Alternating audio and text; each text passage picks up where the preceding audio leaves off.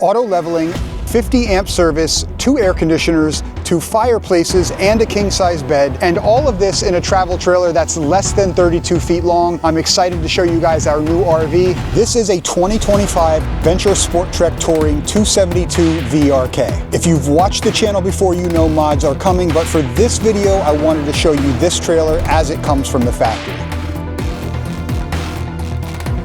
Let's start up front. Full fiberglass nose cap with an automotive grade front windshield. The front cap also overlaps the sides of the trailer, so it's easier to reseal, provides better front end protection, and I think it just looks nicer. And this is a full fiberglass front cap, top to bottom. The tongue jack is part of the BAL 5.3 leveling system. This is an electric auto leveling system.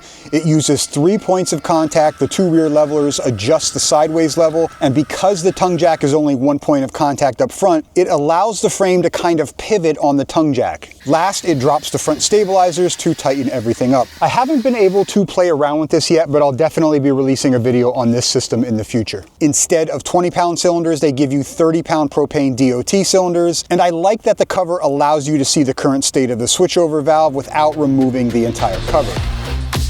Moving over to the side, let's take a look at the capacities while we're here.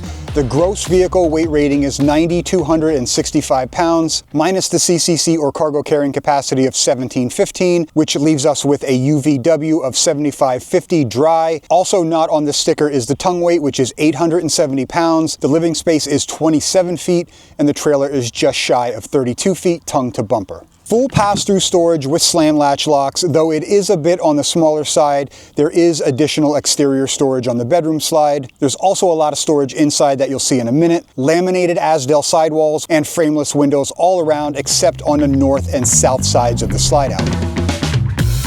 Speaking of the slide outs, they use the BAL NXG through frame slide mechanisms. This is an extremely strong system. It's easy to maintain, also very quiet operation. Underneath we have Dexter axles, Dexter self-adjusting brakes, 2 gray tanks, 1 black, 1 fresh, pretty common on a unit this size. Enclosed and heated underbelly with tank heaters. Also, Goodyear Endurance tires come standard, no China bombs. One of the features I love about this trailer, 5/8 inch tongue and groove plywood, 16 inch center floor joists, extremely strong floors. They use residential insulation instead of styrofoam in the floor and the roof, so you won't get soft spots over time. All of this sits on the BAL NXG huck bolt frame. Huck bolts are used on aircraft and bridges. It's a great system for high stress and moving applications. Venture also uses no Chinese or imported steel. It's all American made, powder coated and baked, not sprayed. It's definitely an interesting frame design. If you've ever used huck bolts before, let me know down in the comments. It's pretty interesting how they work. This is a 50 amp RV and it has a simple water panel. I'm really glad they aren't using the Nautilus panels.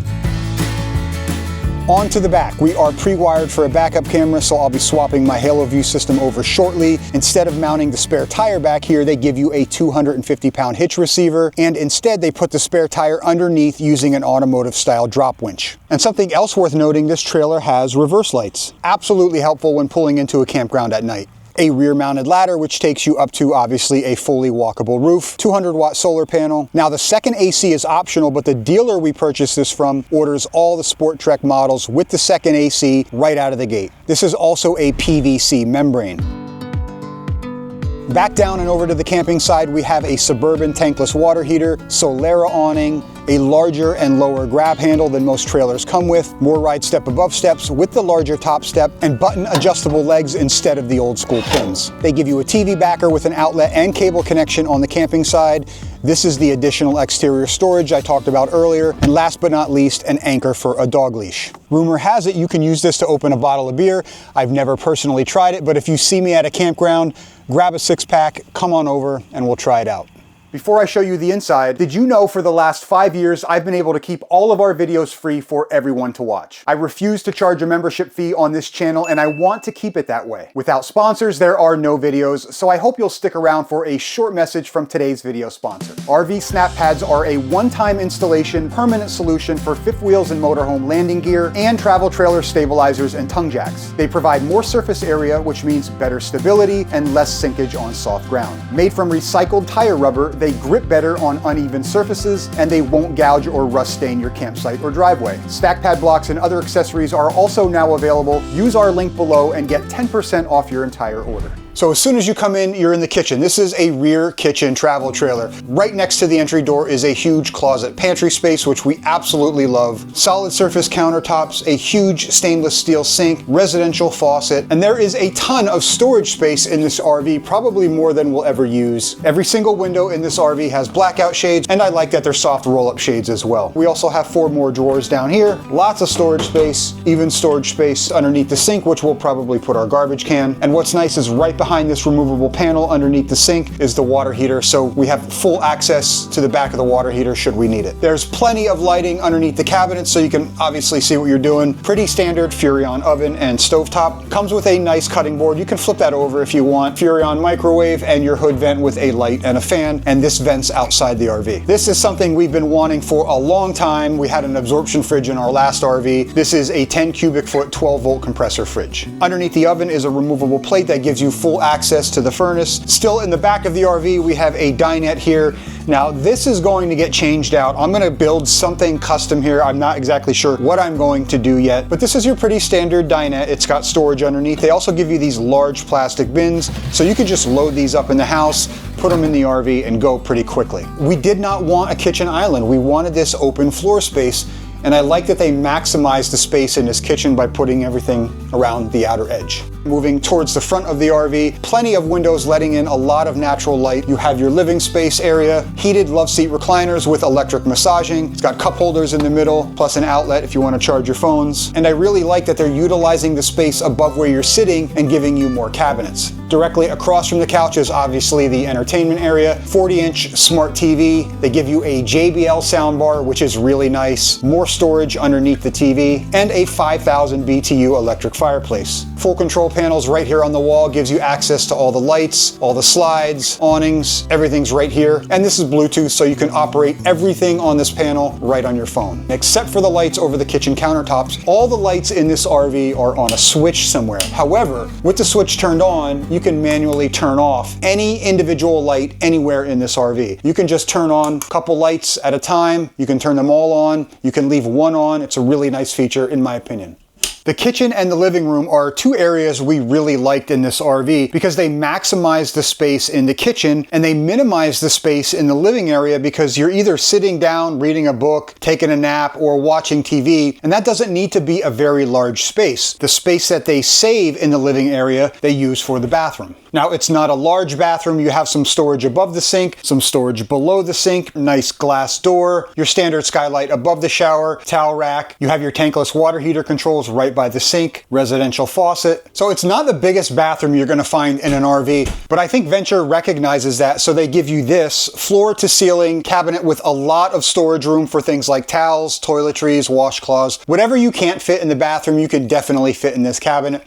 Then over here we have our thermostat and our 30 amp solar controller for the 200 watt solar panel that we have on the roof. Okay, this is the bedroom, and this is what really sealed the deal for us, so let me show you inside.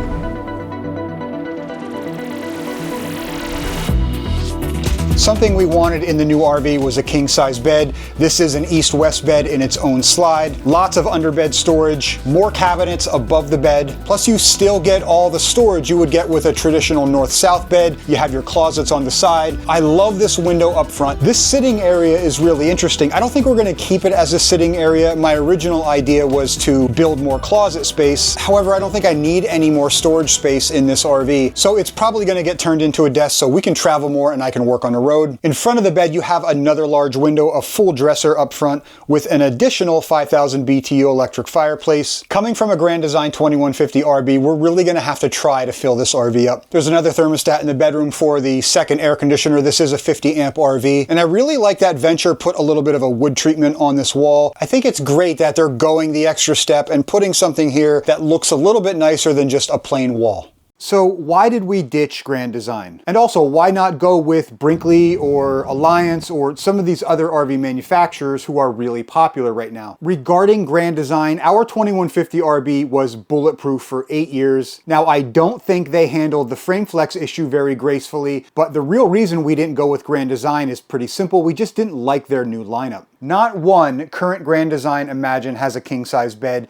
Half of the Reflection travel trailer line doesn't either. We wanted a large kitchen area without an island. 50 amp service was also a deal breaker for us. We don't need the second couch. We don't need the bed that folds out from underneath the second couch. Instead, give us a larger bedroom or a more residential looking kitchen. When you start asking for these things, you find yourself having to look at longer travel trailers or fifth wheels or even motorhomes. We just wanted a medium-sized travel trailer that fit our essentials list. That is why we decided on Venture. This model, at least in our opinion, is a very well executed combination of all the things we were looking for in a travel trailer. I also understand that everyone's wants and needs are going to be vastly different from each other. There's no such thing as a one-size-fits-all camper, but it's worth looking at the Venture line if you're shopping. They are definitely a manufacturer doing some things differently. I also want to thank Dave Boggs, the GM at Venture RV, for spending a lot of time on the phone with me, answering a lot of my questions. I'm happy to announce that we are ambassadors for Venture RV, even though, and this is important, we did pay for this RV with our own money. Some ambassador programs trade the RV for a bunch of videos that promote the product. That's great for some channels, but that forces me to kind of change the content I'm producing on this channel, and that's just not something that I wanted to do. So nothing's changing. You're still getting the same type of videos you come to this channel to watch, and things are going to break on this RV just as they break on every single RV.